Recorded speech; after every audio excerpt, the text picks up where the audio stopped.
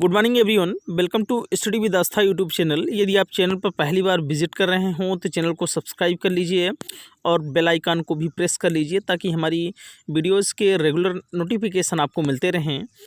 Video को ज़्यादा से ज़्यादा शेयर कीजिए और लाइक कीजिए। आज देख रहे हैं आप 22 अप्रैल के समाचार पत्रों की इम्पोर्टेंट न्यूज़। तो चलिए कुछ महत्वपूर्ण खबरों पर डालते हैं एक नज़र। कोरोना के संक्रमण से मंगलवार को प्रदेश में मुरादाबाद में 2 और अलीगढ़ में 1 मरीज की मौत हो गई। इसके साथ ही संक्रमण के 153 मामले सामने आए। इसमें आगरा के 65 व रायबरेली के 33 नए मरीज शामिल हैं। रायबरेली में अब तक सिर्फ 2 लोग ही संक्रमित थे। प्रदेश में कोरोना की कुल मरीजों की संख्या अब 1337 पहुंच गई है। इसमें 814 मरीज तबलीगी जमात और उनके संपर्क से आए लोग हैं। प्रदेश में कोरोना से प्रभावित 53 जिले हैं। अभी तक प्रदेश में कोरोना से कुल 21 मौतें हो चुकी हैं। जिले में रायबरेली की बात करें कि जिले में कोरोना के 33 केस पॉजिटिव मिले हैं। ये सभी मुंशीगंज के निजी मेडिकल इंस्टीट्यूट में क्वारंटीन हैं। इनमें अधिकतर पहले पॉजिटिव पाए गए थे।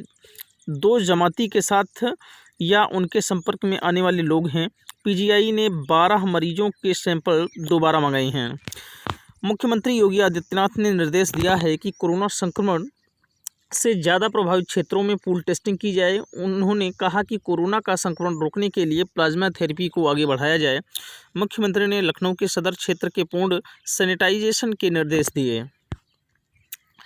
देश में पिछले 24 घंटों के दौरान कोरोना वायरस के 1329 नए मामले दर्ज किए गए, जबकि 44 लोगों की जान गई है। इस बीच राहत भरी खबर यह है कि सिर्फ सोमवार को 705 लोग ठीक हुए, जो एक दिन में कोरोना मुक्त होने वालों का सबसे बड़ा आंकड़ा है। इसके साथ ही कोरोना से ठीक होने का प्रतिशत 17.48 पहुँच गया है।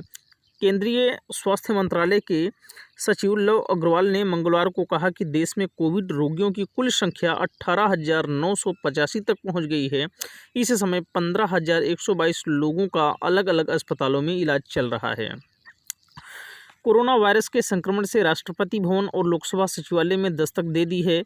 राष्ट्रपति भवन परिसर में कार्यकारी सफाईकर्मी के एक रिश्तेदार के पॉजिटिव पाए जाने के बाद परिवार में रहने वाले 115 परिवार ने खुद को क्वारंटीन कर लिया है। वहीं लोकसभा सचिवालय में भी एक सफाईकर्मी संक्रमित मिला है। राष्ट्रपति भवन की ओर से मंगलवार को बताया गया कि एक पॉजिटिव मरीज की 13 अप्रैल को दिल्ली के अस्पताल में मौत हुई थी। जांच में पाया गया था कि वह न तो राष्ट्रपति सचिवालय में कार्यरत थी और न ही परिसर की निवासी थी। कोरोना वायरस संक्रमण की जांच के लिए चीन से खरीदी गई रैपिड टेस्ट किट से गलत नतीजे निकालने की राज्यों की शिकायतों के मद्देनज़र केंद्र सरकार ने 2 दिनों के लिए टेस्ट पर रोक लगा दी है। भारतीय चिकित्सा अनुसंधान परिषद की 8 प्रयोगशालाओं के वैज्ञानिक 2 दिन फील्ड में जाकर किट का परीक्षण करेंगे। इसके बाद सरकार आगे इनके इस्तेमाल को लेकर निर्णय लेंगे। केंद्रीय गृह मंत्रालय ने मंगलवार को स्कूली किताबों, बिजली के पंखों की दुकानों को लॉकडाउन के दौरान खुले रहने की इजाज़त दी। वहीं ब्रेड फैक्ट्री, आटा व दाल मिलों को भी लॉकडाउन में छूट दिया है। गृह मंत्रालय के निर्देश के मुताबिक जो बुजुर्ग घरों में हैं और बीमार हैं, उनकी देखभाल के लिए आने वालों को लॉकडाउन में छूट रहेगी। मोबाइल के प्रीपेड कनेक्शन को रिचार्ज कराने की सुविधा दी जाएगी। शहरी इलाकों में ब्रेड बनाने की फैक्ट्रियाँ, मिल्क प्रोसेसिंग यूनिट, फ्लोर मिलें और दाल मिलें खुली सकेंगी। इन्हें ज़रूरी सेवाओं के तहत छूट दी गई है। कोरोना वायरस संक्रमण की जांच के लिए करीब 2 लाख लोगों की जान ले चुके कोरोना वायरस का टीका अभी ईजाद नहीं हुआ है, लेकिन इसको लेकर कई देशों में जंग शुरू हो गई है। संयुक्त राष्ट्र में सोमवार रात को मैक्सिको की ओर से एक प्रस्ताव आया है जिसमें कहा गया है कि कोरोना के टीके का कोई भी देश या कंपनी विकास करे, लेकिन यह सभी देशों को बराबरी समय और उचित दाम में मिलना चाहिए। प्रस्ताव में कहा गया है कि इस काम में विश्व स्वास्थ्य संगठन को अग्रणी भूमिका निभानी चाहिए। ऐसा ना हो कि सार्स, इबोला, मर्स, HIV के तरह गरीब देशों को भेदभाव झेलना पड़े। यह मांग ऐसे वक्त की गई है जब दुनिया भर में रिसर्च लैब और दवा कंपनियों में कोरोना की वैक्सीन या दवा तैयार करने की होड़ मच गई है। प्रस्ताव को महासभा की मंजूरी तो मिल गई है, लेकिन 15 देशों की सुरक्षा परिषद की मंजूरी होने तक बाध्यकारी नहीं होगा। इटली से दिल्ली लौटा एक व्यवसायी जब आगरा पहुंचा था तो उसके कुछ रिश्तेदार में भी कोरोना की चपेट में आए। यह पिछले महीने की घटना है। तब देश में कोरोना संक्रमण बचने शुरू हुए थे। भारतीय वैज्ञानिकों ने इन लोगों में मिले वायरस का अध्ययन किया है तथा उसका वुहान में पाए गए वायरस से मिलान किया है। पता चला है कि इटली से दिल्ली होते हुए आगरा पहुंचे वायरस में 2 बदलाव हुए हैं। इन बदलावों का क्या नतीजा होगा यह अभी स्पष्ट नहीं है। हालांकि विशेषज्ञों का मानना है कि आमतौर पर इस प्रकार के म्यूटेशन से वायरस की घातक प्रकृति धीमी पड़ती है। पूरी दुनिया में इस वक्त बिना लक्षण वाले यानी एसिम्प्टोमेटिक मरीज बड़ी चुनौती बने हुए हैं। हालांकि इन्हें बड़ा खतरा नहीं माना जा रहा है। खासकर लॉकडाउन, सामाजिक दूरी जैसे उपायों से इस संकट पर काबू पा लेने का भरोसा है। भारत में भी यही तरीका अपनाया जा रहा है। ICMR की माने तो भारत के करीब 69% मरीज ऐसे हैं जिनमें शुरुआती लक्षण नहीं दिखे, जबकि centre for disease control and prevention और WHO का शोध कहता है कि विश्व में 50 से 70% मरीजों में संक्रमण का पता नहीं चला, पर ये प्रभावित नहीं हो सका है इनके एक साथ कितने लोग संक्रमित हो सकते हैं। केरल में कोविड मरीजों की संख्या में बढ़ोतरी दर्ज की गई है। पिछले कुछ दिनों से नए मामले में गिरावट के बाद मंगलवार को 19 नए कोविड मरीज मिलने से राज्य में कुल संक्रमितों की संख्या 423 हो गई है। उत्तर प्रदेश में अब तक 1294 कोरोना संक्रमित मरीज मिल चुके हैं। इसमें 140 लोग स्वस्थ होकर घर चले गए हैं। मंगलवार को प्रदेश भर में 110 नए पॉजिटिव केस सामने आए हैं। प्रमुख सचिव स्वास्थ्य एवं चिकित्सा अमित मोहन प्रसाद ने बताया कि 1294 कोरोना पॉजिटिव मामले 53 जिलों में पाए गए हैं। 9 जिले ऐसे हैं जिनमें सक्रिय केस नहीं हैं। कोरोना वायरस संक्रमण से निपटने के लिए पूरे देश में जारी दूसरे दौर के लॉकडाउन के बीच पैकेट बंद सामान बनाने वाली कंपनियां पुरानी पैकिंग पर तिथि बदलकर सामान बाजार में बेच पाएंगी। केंद्र सरकार ने यह इजाज़त दी है कि कंपनियों को पुरानी पैकेजिंग में नई निर्माण तिथि लिखना अनिवार्य होगा। उपभोक्ता मंत्रालय के माप एवं विधिक विभाग की तरफ से सभी प्रदेशों को भेजे गए इस सर्कुलर में कहा गया है कि कोरोना वायरस संक्रमण को रोकने के लिए लॉकडाउन की वजह से देश में विनिर्माण की गतिविधियां रुकी हुई हैं। ऐसे में कंपनियां पहले से छपी हुई निर्माण की तिथि की पैकिंग को तय वक्त के अंदर खत्म नहीं कर पाई हैं। ऐसे में कंपनियां पुरानी पैकिंग पर नई तिथि लिखकर इस्तेमाल कर सकती हैं। वैश्विक महामारी कोरोना वायरस का प्रकोप बढ़ता ही जा रहा है। अब तक विश्व के अधिकतर देशों में इस महामारी से 1,77,000 से अधिक लोगों की मौत हो गई है तथा 25.29 लाख से अधिक लोग संक्रमित हो चुके हैं। आधिकारिक आंकड़ों के मुताबिक दुनिया भर में कोरोना वायरस से कुल 25,29,481 लोग संक्रमित हुए हैं, जबकि इससे मरने वालों की संख्या बढ़कर 1,74,665 हो गई है।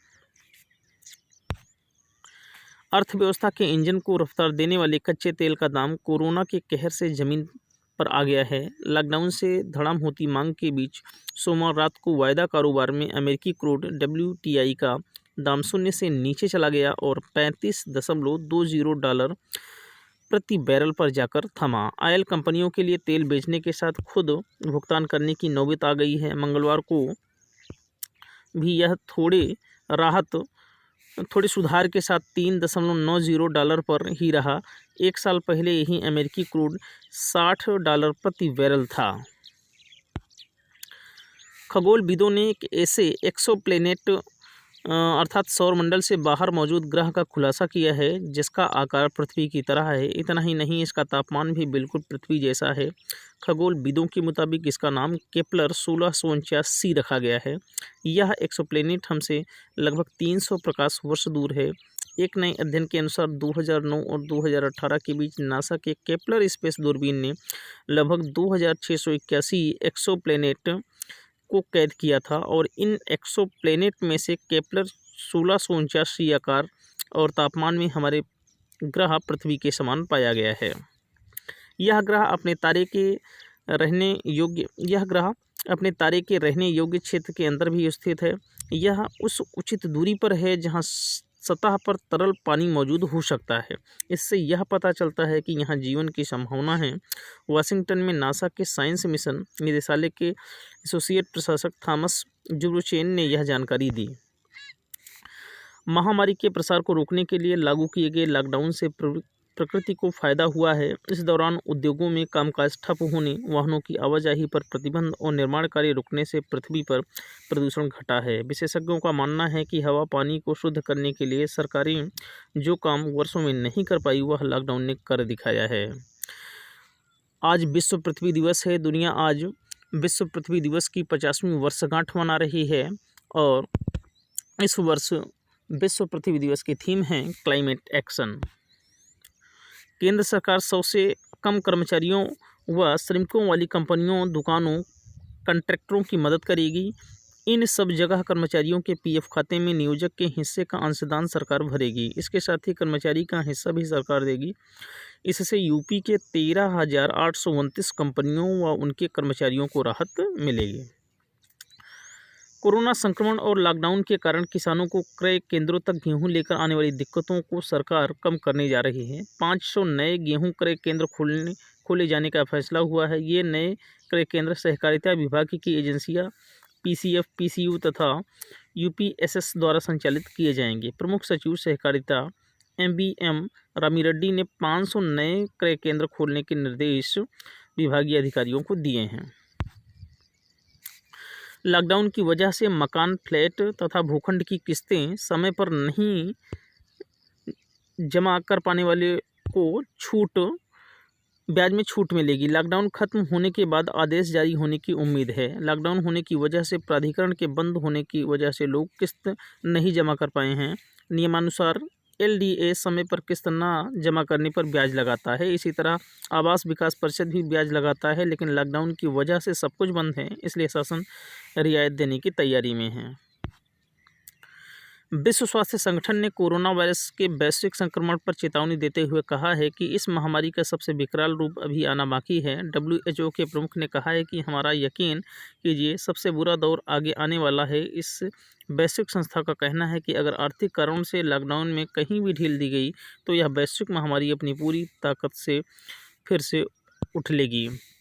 यदि न्यूज़ पसंद आया हो तो चैनल को सब्सक्राइब ज़रूर कीजिएगा, कमेंट कीजिए ताकि हमारा मनोबल बढ़ता रहे और ज़्यादा से ज़्यादा शेयर कीजिए ताकि ज़्यादा से ज़्यादा लोग इस चैनल के माध्यम से जुड़ सकें। थैंक यू सो मच, शुक्रिया, धन्यवाद, हैव ए नाइस डे।